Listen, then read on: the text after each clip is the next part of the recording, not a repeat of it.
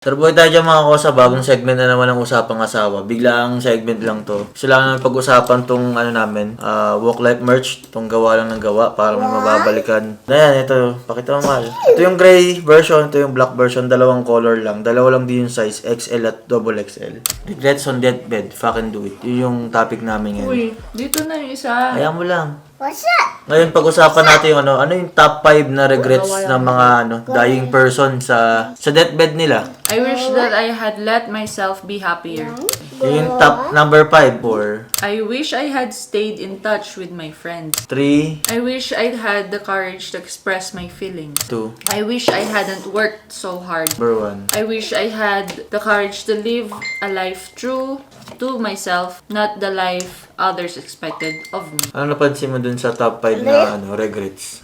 Anong common niya? Parang sana ginawa na lang nila yung One, mga lahat Scandalous! ng mga gusto nilang gawin. Lahat sila nag-umpisa sa I wish, Oo, di ba? di ba? Sana ito na lang. Parang puro regret ba? So yung mga regrets ng top 5 regrets is yung mga bagay na hindi nila nagawa. Diba? Yun talaga yung regrets. Yung mga bagay na hindi mo nagawa. Kasi yung mga bagay na nagawa mo, may konting pagsisisi ka dun. Pero, Nagawa mo. nagkaroon ka ng kahit pa paano na buti nang nagawa ko. Kasi pagtanda mo, habang tumatanda ka, buti ginawa ko to kasi at least na-experience ko. Unlike dun sa mga bagay na hindi nila nagawa, nagkaroon sila ng regrets doon kasi mo, I wish I had, I wish. Giniling lang nila kasi wala na silang, I wish. Lahat ng mga yun ba, puro matatanda. Kaya nga yung natin, regrets on deathbed. Kasi more on pag nandun ka na sa deathbed, doon na yung sana ginawa ko to, sana nag-aaral ako, sana. Pero makikita mo doon hindi siya parang possession. Puro yung parang Yung time sa family, yun, time sa pinaka yun, mabigat yun, time talaga. saka yung yung number 1 niya, yung I wish parang hindi ako nabuhay sa kung anong sasabihin ng iba Oo, yun. para sa akin. Sana hindi ko na lang inisip yung sasabihin ng iba. Oo. Kundi gawin ko na lang parang gano'n. Kung saan ako maging masaya. Parang gano'n. Tapos yung I wish I hadn't worked so hard. Oo. Kasi di ba pag nag-work hard ka, parang Doon na lahat yung oras hours mo mo. eh. Doon na, yung buong buhay mo nandun na. Tapos I wish I had touch with my friends. Parang gano'n eh. I had more touch in my friends. Parang gano'n. Parang pag-spend ng time sa family, sa sarili. Mga tao, oo. So kung ano yung tunay, wala din na I wish naging mas mayaman pa ako. Oo, totoo. I wish na kasi ganito parang ako. hindi mo talaga yun Hindi mo siya ganong matitreasure o matitreasure mo siya siguro kasi pera yun eh, di ba? Lahat naman Pero siguro yung yung totoong meaning ng life. Meron akong yung interview last year kay Daddy. Yung Daddy, yung 87 years old siya. Parang isa sa mga sinabi niya, hindi naman regrets kasi tinanong ko ano yung payo niya eh. Parang lumaban ka na ng patas, parang gano'n. Hindi ko pa siya natanong kung ano yung regrets niya eh. Pero may time noon na nagbantay ako sa ospital ng ng mamamatay na. So ang nangyari doon, parang sa ward na yon, yung lahat ng mamamatay, hindi naman mamamatay na, nandun sa mga ward na yun kasi, yung makikilala mo yung mga kapwa mo doon. Tapos yun, makakausap mo. Lagi ganun din ang payo nila, gawin mo lang yung gusto mong gawin. Magpakasaya ka. Huwag mo habulin lagi yung pera. Kasi yung pera, mauubos yan. Pero tas kikitain mo ulit. Pero nabanggit din ni Daddy yun. Yung sa pera na. Yung pera. Oo nga, Wala yan. Lahat pare-parehas. Makapamayaman, mahirap. Lahat tutungo dun sa ending na parang ganun. Kaya nga yung natin, yung parang yung pinaka-dulo nito, di ba? Regrets on deathbed. Ang dulo na akin, fucking do it no? Kasi, kailan mo pa gagawin? Di ba? Kung kailan wala ka ng time. Parang gigil yun eh. Parang, fucking do it. Kasi, yung do it kasi, do it. Gawin mo na. Pero yung fucking do it, parang, yun, gawin mo na lahat. Ngayon, nasa 30s na ako. 30s ka na rin.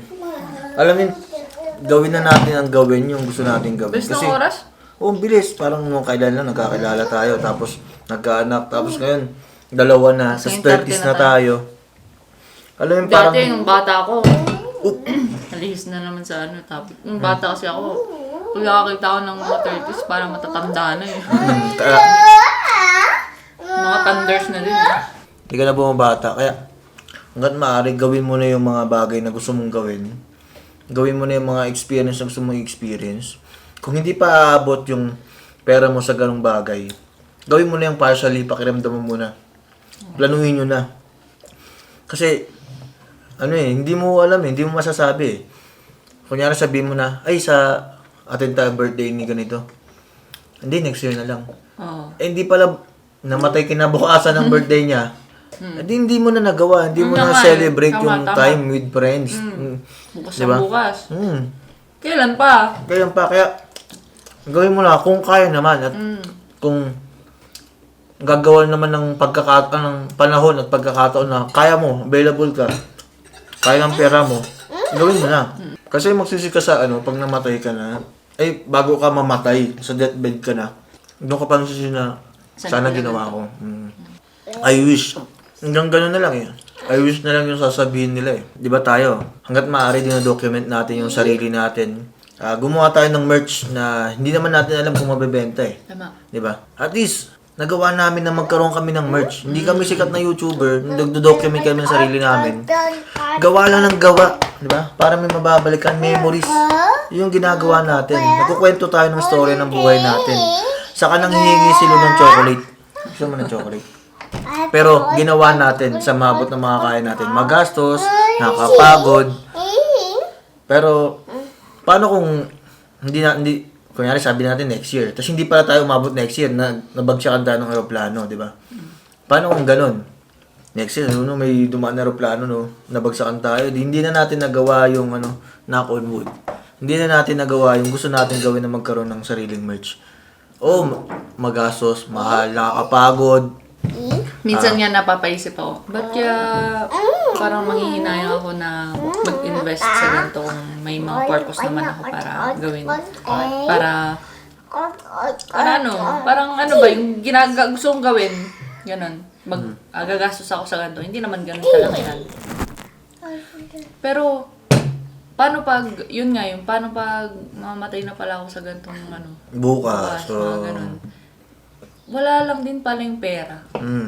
Parang useless lahat ng bagay.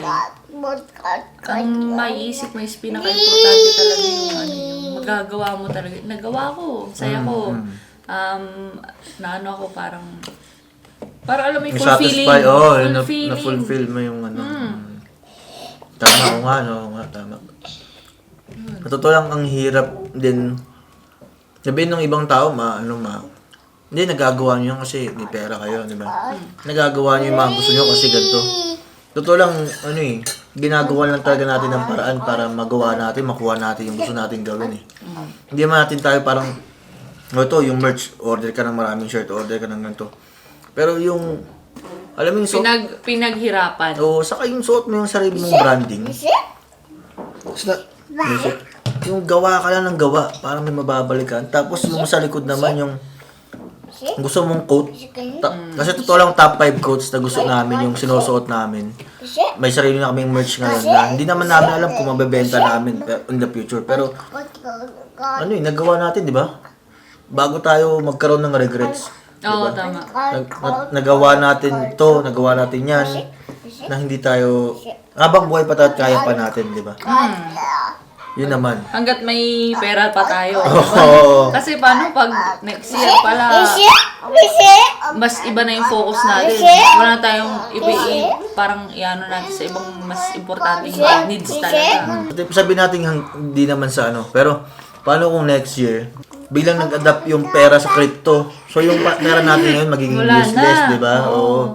So hanggat kaya pang gamitin natin yung current na currency, gawin natin. Kaya pang bumili ng ganito, gawin natin, di ba? Basta ang alam natin sa sarili natin, we fucking do it, di ba? We did it, di ba? Parang nagawa natin. Hindi yung umaasa lang tayo na bukas, ganito sa susunod. Kahit pa paano, nababawasan yung regrets mo pag nagagawa yung mga bagay na gusto mong gawin, no? Parang lang siya yung sa age. Mm. Ngayon may time, yung age ng pagbata ka, may mga range siya. May time ka. Ano ba yun? May energy ka, may time ka, wala kang pera. Sa middle age naman, may pera ka, may ang tawag doon, may energy ka pero wala kang time. Kasi work ka lang ng work. Pero pag nandun ka na sa age na parang medyo mahina ka na, wala ka ng energy. May time ka na, marami ka ng time. Pero Marami ka rin pera. marami ka ng pera pero yung energy wala na. Hindi mo na din magagawa yung gusto mo. Tingin ko dun sa na yun, sa timeline na yun. Siguro purpose din eh. Time, energy, money, purpose. Nung bata ka, wala ka talagang purpose eh. May time ka, may energy ka, wala kang money, wala ka rin purpose. Circle. Tapos, dun sa middle age, may time, may energy ka, may money ka, hindi mo sigurado yung purpose mo. Meron ka bang purpose, hindi mo siya ma-pursue Hindi mo, oo. dahil wala kang time. Tama. Diba? Kasi doon ka palang nag-iipon. Nag-iipon, oo. Ano ba talaga? Bili ka ng bili. Ano yung purpose ko dito? Hanap ka ng hanap, Ganun ka diba? lagi, no? Pag yung umiidad ka na o nasa edad ka na retiree, may time ka, may money ka. Most of the people may money, may pension kasi. Pag ganun, no? Okay, may tutulungan ng anak. May purpose ka na, may gusto ka lang gawin. Gusto mong i-fulfill. Pero wala kang energy para gawin 'yun. Paubos Diba? na. Paubos na. So, parang tingin ko, yun yung yung apat na timeline ng yung age, time, energy, money, purpose. Yun yung 5 bagay, tingin ko, dun sa bracket na yun, no?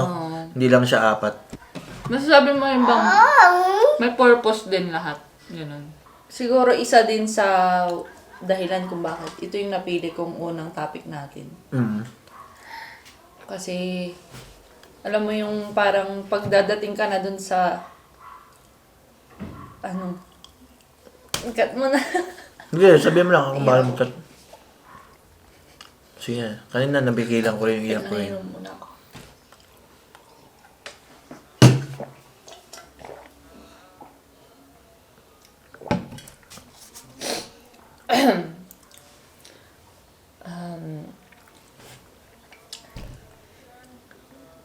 Pag nandun ka na sa ano dito yung Deathbed. reality, Oo. nasasaksihan mo na. Ganun ba? Parang alam mo na, parang ganun, parang ano ba? Kalimutan ko na tuloy. Pag nandun ka na sa time na feeling mo malapit na. Malapit ka na dun sa death mo. Ibig sabihin deathbed na yun. Doon mo na masasabi yung mga regrets mo eh. Doon mo na ma-feel yung sana pala ginawa ko to. Lalo pag parang may, yun nga, parang makikita mo yung isang tao na parang,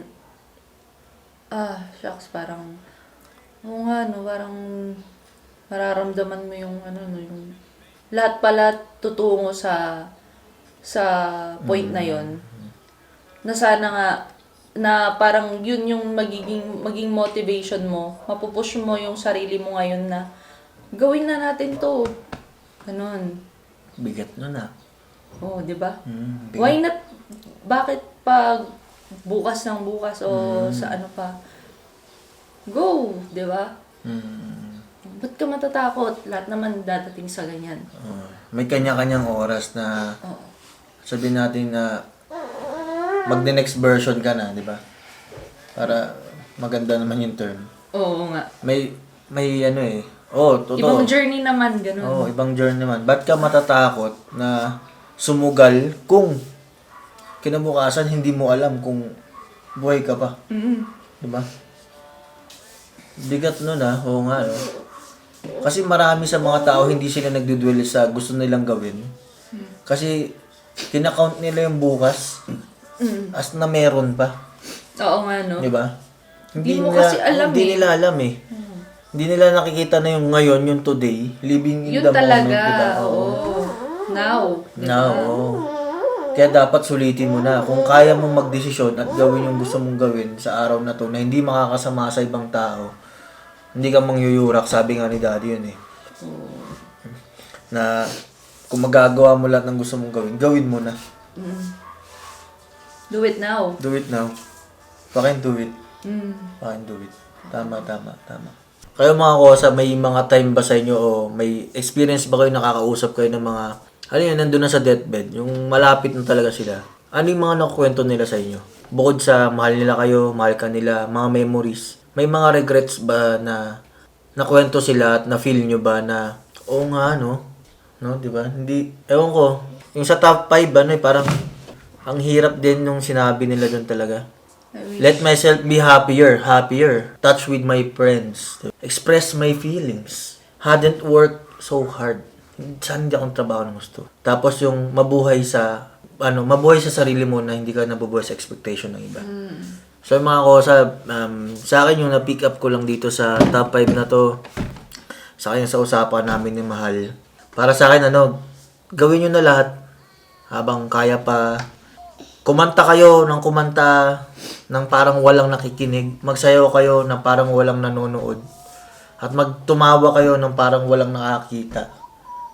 At mabuhay kayo ng parang bang wala ng bukas.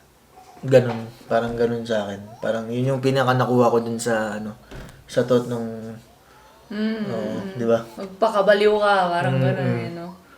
Mahalin yung asawa nyo, alagaan yung anak mo. You only live once. You only die once. You only die once. You live every day. But you only die once. Gawa lang ng gawa.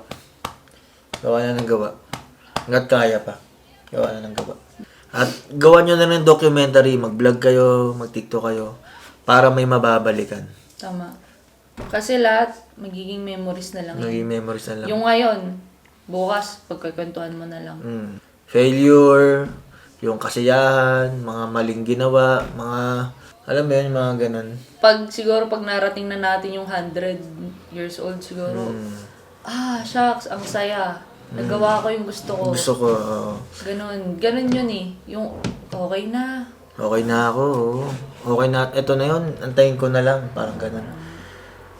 Sa totoo lang, yung 30s, para sa akin, bata pa rin yun eh. Kung ikukumpara dun sa, interview ko si Daddy, 87 eh. O 30s, edi 31. Sabi mo 31 ako ngayon. Meron pa akong 56 years to live. O parang times 2 pa. Parang nasa 1/3 pa lang ako ng lifespan ni Daddy. So meron pa akong another 1/3 para gawin ko yung mga bagay na gusto kong gawin. At i-enjoy, at i-document. At another 1/3 para panoorin lang ulit lahat ng 2/3 ng buhay ko. Parang ganun eh, para sa akin lang. Kasi pag memories na ginawa mo ng document, parang pwede mong balikan eh. Oo, panoorin mo na lang. Kaya yun yung sa akin, parang, sige, gawin nyo na, magpakabaliw na kayo. Salamat dun sa mga bagay na ganun. Bigat ng topic, grabe. Bigatan ako.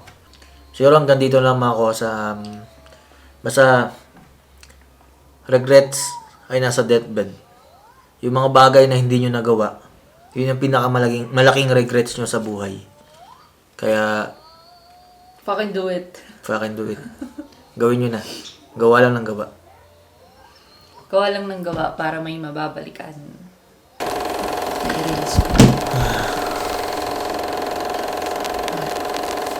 Thank you. Gawa lang ng gawa habang buhay na panata.